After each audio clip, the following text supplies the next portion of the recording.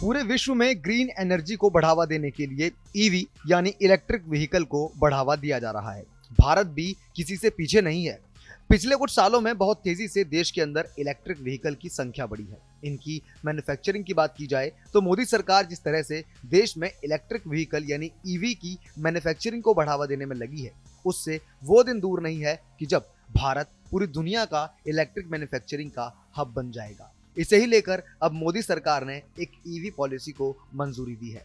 इस पॉलिसी के तहत भारत में कारखाने लगाने के लिए ग्लोबल कंपनियों को इंसेंटिव और टैक्स रियायतें दी जाएंगी, लेकिन इसके लिए बड़ी शर्त यह रखी गई है कि निवेश कम से कम 4,150 करोड़ रुपए का होना चाहिए और निवेश के 3 साल के भीतर प्रोडक्शन शुरू हो जाना चाहिए। उम्मीद की जा रही है कि इस पॉलिसी के बाद अब टेस्ला जैसी बड़ी कंपनियां भारत में अपनी मैन्युफैक्चरिंग यूनिट लगाने में देर नहीं लगाएंगी। कॉमर्स एंड इंडस्ट्री मिनिस्ट्री ने इस पॉलिसी के बारे में बताया कि मिनिमम इन्वेस्टमेंट 50 करोड़ डॉलर का होना चाहिए, लेकिन इसकी कोई मैक्सिमम लिमिट नहीं है।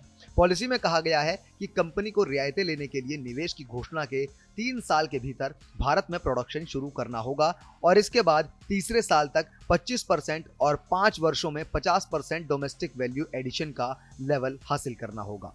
जो कंपनियां ईवी बनाने के कारखाने लगाएंगी, उन्हें कम कस्टम ड्यूटी पर कुछ कारें आयात करने की इजाजत भी दी जाएगी। हालांकि इंपोर्ट की जाने वाली ऐसी कारों पर कस्टम ड्यूटी में कुल छूट की एक सीमा होगी। यह सीमा या तो किए गए निवेश के बराबर होगी या 6,484 करोड़ रुपए तक होगी। प्रोडक्शन लिंक्ड इंसेंटिव स्कीम यानी कि PLI के तहत 6,484 करोड़ रुपए का अधिकतम इंसेंटिव दिया जा सकता है। मिनिस्ट्री ने बताया कि निवेश या इस रकम में जो भी कम हो, उतने के बराबर ड्यूटी छूट मिलेगी। इस पॉलिसी के तहत अगर 80 करोड़ डॉलर या इससे अधिक निवेश किया गया तो हर साल अधिकतम 8,000 ईवी के हिसाब से अधिकतम 40,000 ईवी तक के इंपोर्ट की इजाजत होगी। अगर कोई कंपनी सालाना इंपोर्ट कोटे का उपयोग नहीं कर रही तो वह इसे कैरी ओवर भी कर सकेगी। कंपनी को अगर इंपोर्ट पर कस्टम्स ड्यूटी में छूट लेनी हो तो उसे इन्वेस्टमेंट कमिटमेंट के सपोर्ट में बैंक गारंटी देनी होगी। अगर डोमेस्टिक वैल्यू एडिशन और मिनिमम इन्वेस्टमेंट की शर्तें पूरी नहीं की जाएंगी तो यह बैंक गारंटी सरकार भुना लेगी। मिनिस्ट्री के मुताबिक यह पॉलिसी इस सोच के साथ बनाई गई है कि ईवी सेगमेंट में जाने वाली ग्लोबल कंपनियों को आकर्षित किया जा सके। इस पॉलिसी का एक फायदा और बताया गया है कि इसके चलते देश में टाटा मोटर्स और महिंद्रा एंड महिंद्रा जैसी कंपनियों को टेस्ला जैसी ग्लोबल कंपनियों से चुनौती मिलेगी।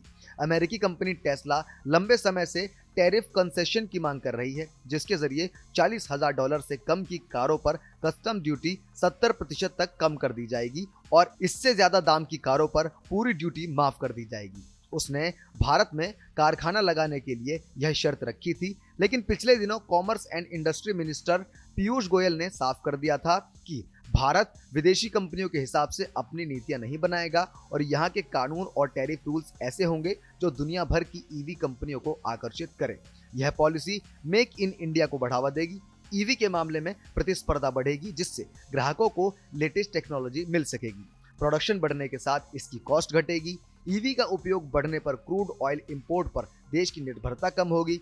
प्रदूषण घटाने में भी मदद मिलेगी। ध्यान केवल यह रखना होगा कि ग्लोबल कंपनियों के सामने देसी कंपनियों को उचित नीतिगत सहयोग भी मिले। भारत सरकार के इस नए कदम पर आपकी क्या राय है? कमेंट बॉक्स में हमें जरूर बताइए। वीडियो को लाइक कीजिए और बाजार की हर खबर के लिए सब्सक्राइब कीजिए आर्या ट्रेड टॉक्स को।